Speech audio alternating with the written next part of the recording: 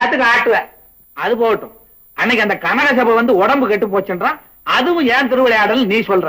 ஏயா அவன் உடம்பு கெட்டு போனதுக்கு அவன் திருவிளையாடல் காரணமா, ஏன் திருவிளையாடல் காரணமா?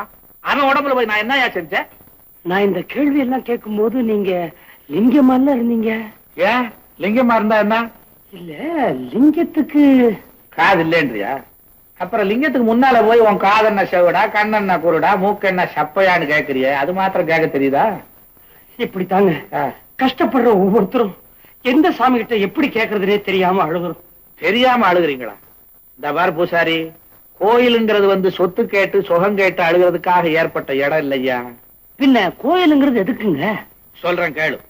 இந்த கெட்டு போன உலகத்துல ஊருக்கு ஊர் ஒரு கோயிலை கட்டி அங்கங்க 40 சதுர அடிய கெடாம வச்சிருந்து இந்த கெட்டு போன கும்பலெல்லாம் அங்க வந்து நின்னு நாம ஏன் கெட்டோம், அடுத்தவனை ஏன் கெடுத்தோம், இனிமே கெடாம